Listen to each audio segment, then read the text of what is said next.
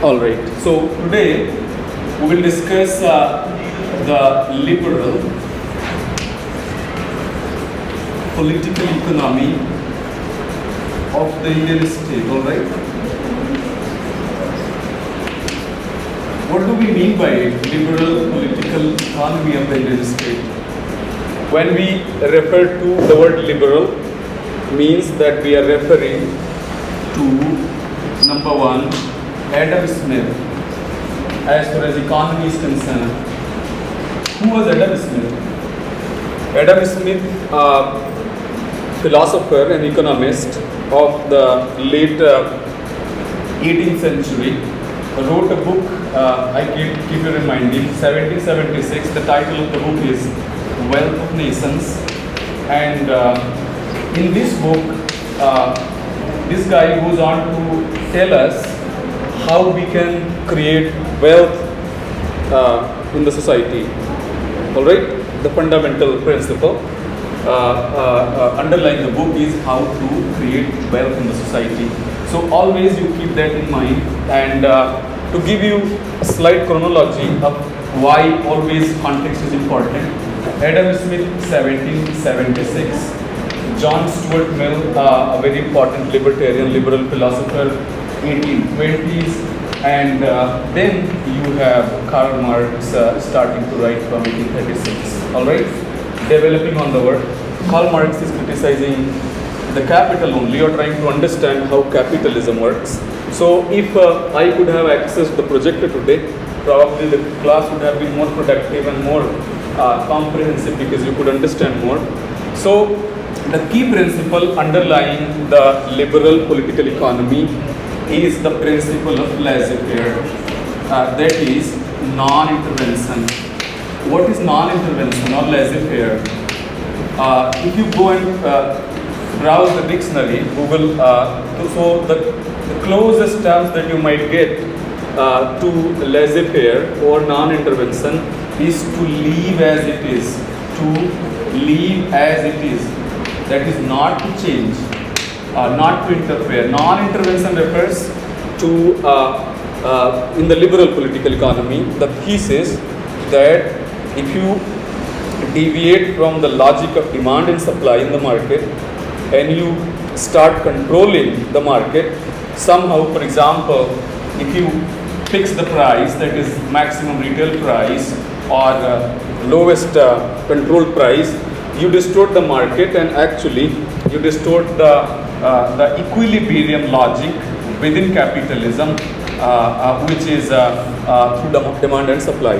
All right, market reaches equilibrium by the logic of demand and supply. All right, so in the Wealth of Nations, Adam Smith is arguing that if we interfere, we means the state. Non-intervention or laissez-faire is not with respect to other members of the society. It is with respect to the intervention of the state with economic forces or around economic forces. So Adam Smith is saying that if we introduce intervention, control by the state, we actually we just obviate the need for further corrective action by the state itself, which only exacerbates the problem and it doesn't solve. So an eternal principle of a kind, and since we'll be today discussing the neoliberal economic political economy in India, so it is also called neoclassical economics. If you have read it, the neoliberal economy is neoclassical economics or neo-orthodoxy. Neoclassical, that is why I'm going to Adam Smith, because again, from 1978 onwards, if you look at it, it actually goes back to the classics, again to Adam Smith, and to follow the same principle that we have to follow, non-intervention. So, while discussing the key word here is laissez-faire, that is non-intervention, and as far as the role, theoretically, the role of state is concerned in such a schema of organizing political economy, the state has only one role, and that role is limited to become a night watchman. Alright? That is a terminology you will find in Adam Smith himself. What do we mean by the state being a night watchman? Means that when individuals and private individuals, when they will engage in business, profit-seeking motive, the role of the state is limited to providing policing, all right, and maintaining law and order and so on and so forth, so that the business can go on smoothly. But the state is not allowed to engage in economic activity as per the liberal political economy, because to come back again to the earlier submission, that it might distort the demand and supply equilibrium inherent within the market, which is alternatively dubbed as the invisible hand of the market. Demand and supply logic is thought to be the invisible hand of the market, which actually, if there is any problem, crisis, the demand and supply logic, it tends to function in a kind of corrective manner, and ultimately we reach equilibrium. All right. So this is the theory part of neoliberal classical economics or neoliberal economics. Today we will be discussing what we have been able to do, and what are the consequences after we did under the pressure of IMF and World Bank structural adjustment program.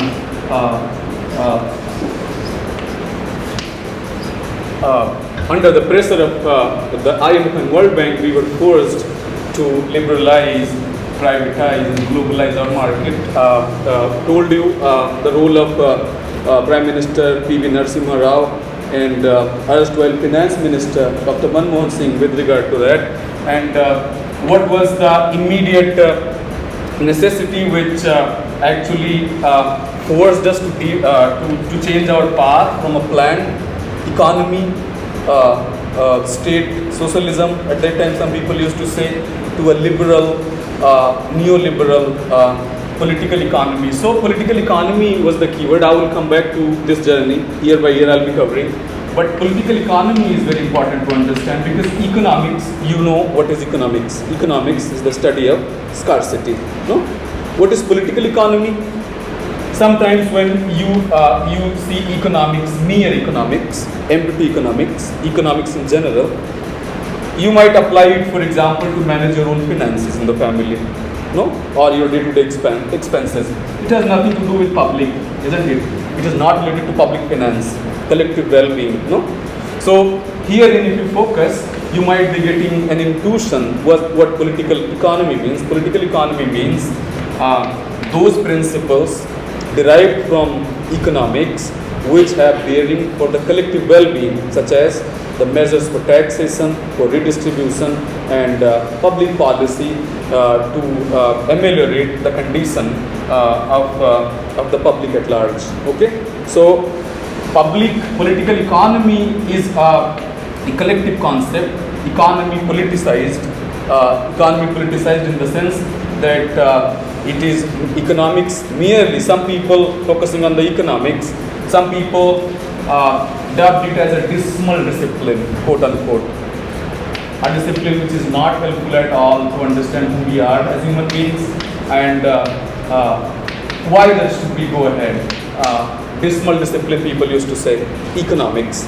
Because if you look at, so why is India famous, by the way, political economy and public finance? I was discussing, India has been very famous with respect to the study, systematic study of the elements of planned economy. We have huge amount of literature emanating from JNU, for example, Center for Labor Studies, Center for Planning, and so on. So you see, we have a tradition in understanding how to plan economy, political economy, and how to make sure that politics and institutions function in such a manner that they are to the benefit of the most of the people, majority of the people. Not going to the utilitarian logic, but you know, majoritarianism is less or more always present in any democratic polity, because democracy refers to majority most of the times. So I was referring to that. What was the immediate problem? Immediate problem was BOP crisis before 1919, balance of payment crisis. India defaulted on its payment to IMF and the World Bank, and that particular thing is known in Indian economic history as the balance of payment crisis. All right, and after that, India, as I told you earlier, using the abbreviation LPG. LPG here refers not to liquid petroleum gas, but to liberalization, privatization, and globalization. One by one, we must be dealing with these words because that is what matters. If we do not delve deeply into what these words mean, we will not be able to go to the last layer of it. So it's incumbent upon us to actually understand what is liberalization. As if you focus on the word, think about, you take a step back, you will find that the word, of course, the word liberalism, liberalization, libertarianism, no, and even liberty derive their meaning from the same root word, that is liber, all right, which means free, all right, which means free. And when we are talking about the liberalization of the Indian economy, we are talking about freeing of the Indian economy for participation by outside economic actors also. No, that is less or more what we are making the Indian economy free for access by the outside economic forces, that is the global finance capital here. So liberalization for whom? Liberalization for entry of the global finance capital in the Indian market. So global finance capital, of course, you must understand, we have sovereign wealth funds in a number of countries, we have special investment vehicles in a number of countries, and a few countries in the world, they provide a subsidized loan to their own nationals so that they can expand their business and they can go abroad, all right. So because I mean liberalization, why liberalization? Because the problem of balance of payment crisis was number one. India was at the risk of defaulting, and defaulting, you know what it does, a lot of high inflation, price rise, and people won't be able to afford even basic necessity and food. So Prime Minister Manmohan Singh was crucial, an economist from the Oxford University, was trained at Oxford University. So he experimented with that. So liberalization here refers fundamentally to the process of opening up a particular country, a particular market of a particular country to participation by the outside economic forces. Outside here refers to the global finance capital, all right. So liberalization, less or more, you can capture in one word, but the next word might be more complex to understand, which is also these days very much prominent in the newspaper because of the recent controversy over the disinvestment and selling of the Pavanans, the Indian helicopter manufacturing company, the largest helicopter manufacturing company in South Asia, all of South Asia, sold by the Indian government for only 210 crore rupees, all right. So largest supplier of civilian helicopter for rescue operation, for pilgrimage to. So these are the problem. Privatization, to give the example of Pavanans, refers to, some people call it strategic disinvestment, all right. Some people just call it disinvestment, other people call it privatization. But at the crux of it, privatization refers, for example, to the particular activity, state activity, wherein if there is a public company means, for example, NTPC or SAIL or Gas Authority of India Limited or Indian Railways or whatever company. If Indian company fully owns, Indian state fully owns these companies, and if it in some future date decides to sell some percentage of the share of the company to the private player, that particular process is called privatization or strategic disinvestment or whatsoever you can call it. Selling the government share to a private company so that it becomes limited. They call it private limited, no? It becomes a limited company in the sense that it's partially. Yes, go ahead please, Vita. So what do you call NTPC? National Thermal Power Corporation.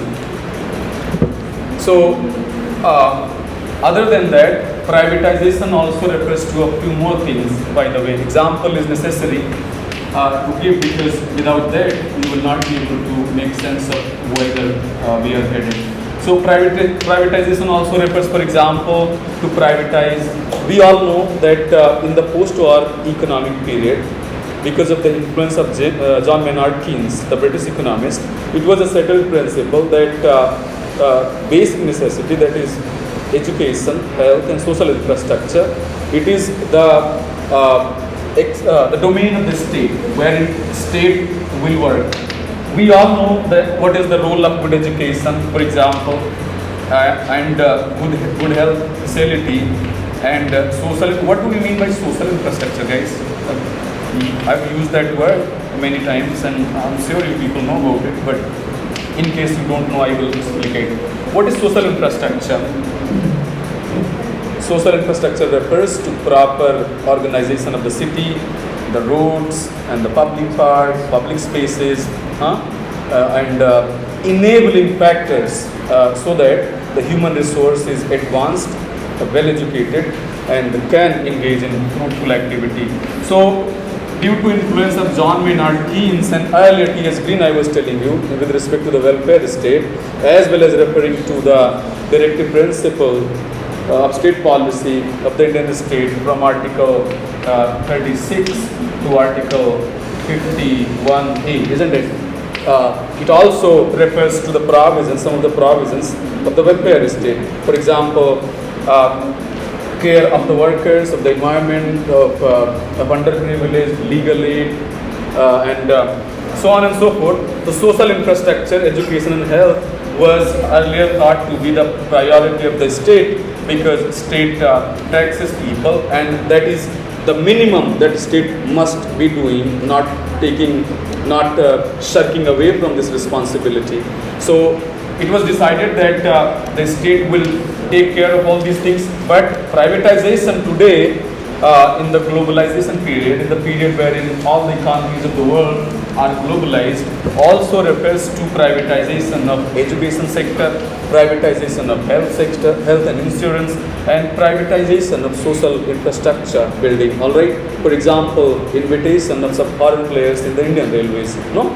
So all of that you have to understand, but without being reactionary, because in order to understand if that particular thing, privatization, ethically is good or bad for Indian people, you need to study a lot and find out the problem one by one. Then only you will be able to understand what privatization and liberalization. Liberalization you understood, no? What is liberalization? To open the market for free participation by others. How do we do that? How do we do that? How do we free the market? We invite foreign players. We invite. And what else?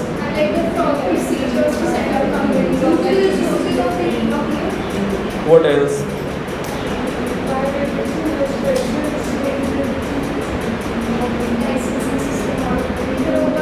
By removing trade barriers, both tariff and non-tariff.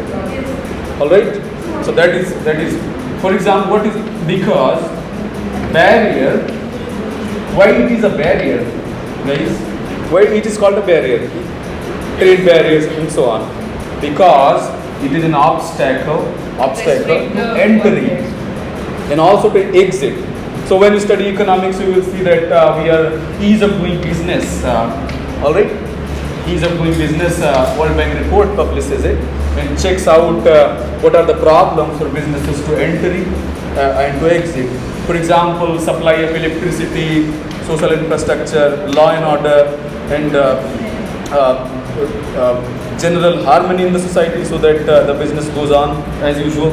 So all of these things, but barrier here refers only in the context of privatization to those kinds of obstacles, tariff barriers and non-tariff barriers, which might hinder the entry or exit of a particular market player in a particular economy. All right. So Please do not talk in the class, guys. So barrier. What is non-tariff barrier? Tariff barrier. Of course, tariff refers to some kind of levy, excise duty, no? Taxation, no? Levy or taxation. But what is non-tariff barrier? Quota system is a non-tariff barrier. What else? License. This is monetary only, tariff barrier. Quota, license, and what else? Quality check. For example, if you want to sell Indian mangoes in the European market, Europe would require you to stick to some quality check, no? So effectively, if you do not meet those qualities, prescribed qualities, you will not be allowed to enter the market, isn't it? So you understood what is liberalization, no? In the context of tariff and non-tariff barrier. Now we move to globalization, which is even more interesting probably than either liberalization and privatization. So I was, first of all, I would like to, what do you think of globalization with respect to the political economy of India? When did it start and how it affected our domestic economy, its functioning? And above all, the question, really good question, is how does it impact the distribution of wealth? All right, are we more unequal society now than earlier, that is 1991, or we are more unequal today? Distribution of wealth, all right, among classes, if you want to specify it more. All right, so globalization, what does it refer to? Globalization etymologically, going to the root of the word, refers to what is global. Global, that is something which is not territorially bounded. All right, not controlled by territorial factors. All right, that is, it transcends the boundary, easily transcends the boundary. All right, non-territorial or extraterritorial, global refers to. All right, or sometimes people say international, but the word international is different from global because international refers to the difference between one nation and the other. International. Global is a distinct word which refers to a particular kind of human predicament in the 21st century, starting earlier during the colonial time, wherein we were everybody around the globe, I think, was directly or indirectly influenced by colonization process, and the world market got integrated because of colonization, if you know. The supply of the raw material and the slaves and the finished product, circulation of the commodity in the global market, global circulation of commodities in the global market started during the colonial time only. Now what has happened, the very significant thing that you must all focus upon is the revolution in the area of information and communication technology, ICT, all right? So what does it refer to? Information and communication technology and the revolution and the effect that it had on the process of globalization is to be understood, because if you focus on it, you will realize that ICT has intensified the process of globalization, global integration. Now the process is more intense, more deep, I think, deepening, intensification, deepening. It is Thomas McGrew, I think I'm quoting here, not me. Intense, deep, and non-territorial. What was the word that he uses in the book? I think it was non-territorial or deterritorial, removing the effect of territory at all. For example, if something happens in Sri Lanka, if there was an economic crisis because of the mismanagement or whatever, we were actually in real time following what was happening. No?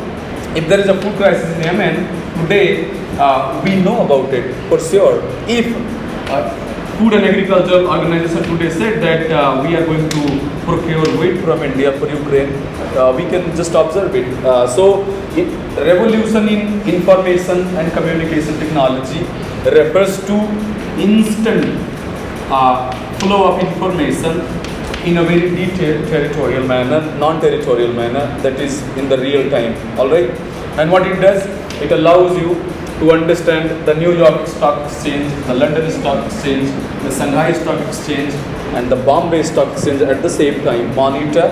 And I will be dealing with the problem of speculation in the market, futures trading they call it, alright, wherein they artificially bolster the price of something, or by excess supply lower the price. Okay, so speculation trading, trading is a fad these days, but nonetheless we are focusing on globalization with respect to the political economy of the United States.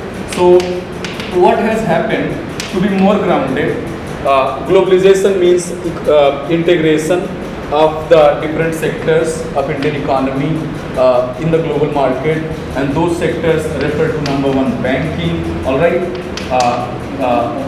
number two, agriculture, number three, education also, and public services, all right, public services. All of that gets integrated in the global market, and you for sure know, no society has evolved without delivering a set of standard services, or agricultural model, for example. No. So what happens when the global integration of these sectors happens? There are dominant and subordinate players in the market. No. So what happens? For example, if you integrate the agriculture, so you saw this news that farmers in Karnataka and at many places they grow chili and tomato, and because China also does the same, and we are liberal economy now. So what happens? It's called dumping, by the way, the keyword that you might use. So what they do, at a very marginal price, to capture the Indian market, they just flood the Indian market, dump the Indian market. And because Indian farmers have to buy the DAP at the rate of 2,000 per bag and so on, the input cost is so high. So what happens? They completely get obliterated from the market. So when you will study the effect of globalization on the different sectors of Indian economy, you will find that agriculture sector has been the most impacted one, because other countries, what they do, they for example, and why was WTO established? A key question in 1995, going with the logic of privatization, globalization and liberalization only. So 1995 WTO was established to negotiate the agricultural trade in the world. And India, along with a few other countries, has been with the global south, defending the right of the farmers and arguing that the global south, you understand global south? Global south refers to the countries that were colonized earlier. Refers to Latin America, that is Chile, Argentina, Uruguay, Paraguay, Bolivia, Brazil, Colombia, South Africa, Kenya, Tanzania, Somalia, East Africa, Africa, and then Middle East, and then South Asia, India, Pakistan, Nepal, Bhutan, Myanmar, Cambodia, Thailand, and so on and so forth. This is global south. And these were colonized countries. So what happens? Their needs are different. They still supply the raw material only. I told you in the earlier class. So you will find that agriculture is one of the problems, and because of that, P. Sainath has done a lot of study on the phenomena of farmer suicide in our country, and because you people will be thinking about it today or tomorrow, will come into the syllabus. So it would be very instructive if you find out the problem of the agricultural or agrarian distress in the country because of the global integration of Indian agricultural commodity market, all right, and the speculation trading and so on in that.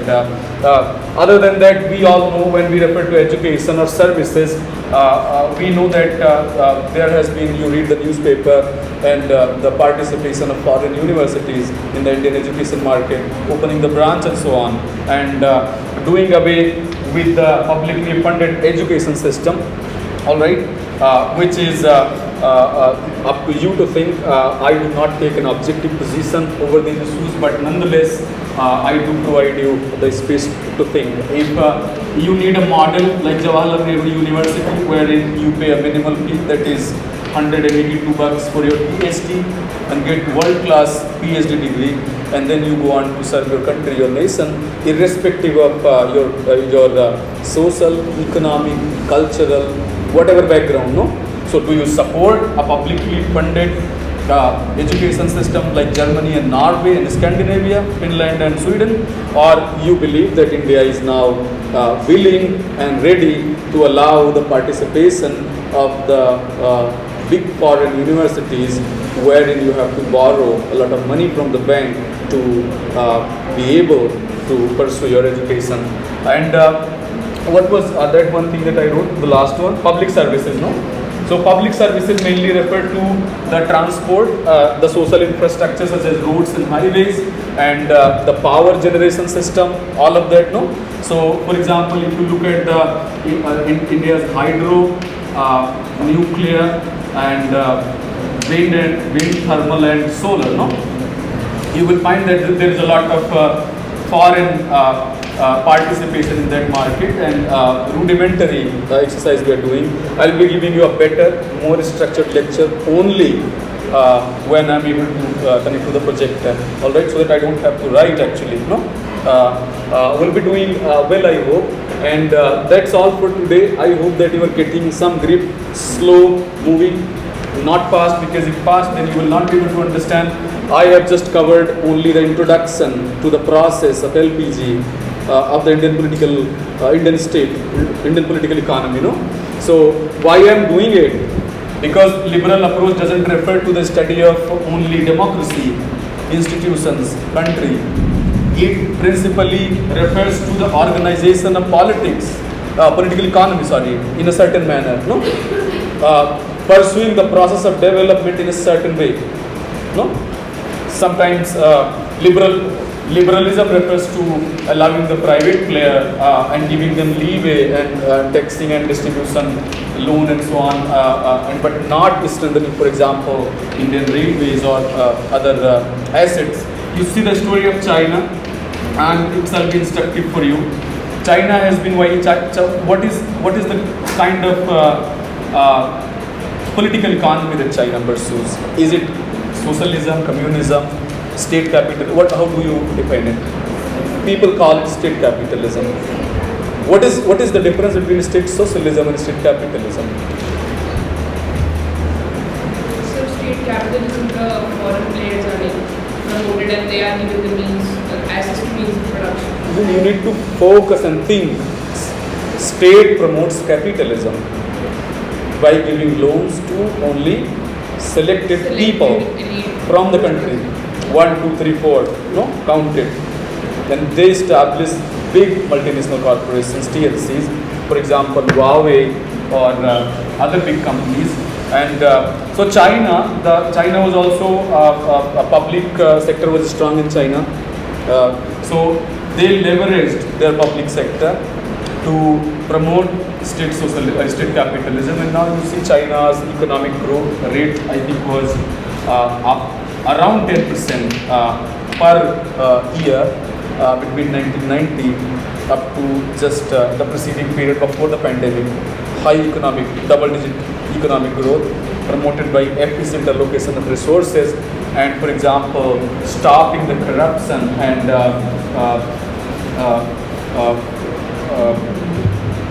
tax avoidance and black money and so on. So that's all. 1991 liberal period we are starting, and political economy is important to understand. Political economy, we have to study political economy. We have liberal approach, Marxist approach, and the Gandhian approach. All right. So all of it will come, but we have discussed the Indian Constitution and the liberal values in that. Now we are moving to the economy a little bit. Maybe we will be discussing the culture also within the liberal rubric, all right? And I'll be giving you an assignment on the same thing, pre-writing, and then I'll be moving to the Constitution, okay? I will do the Constitution and we will interpret it as per the syllabus. So easy task, not big one. So that's all from my side for today.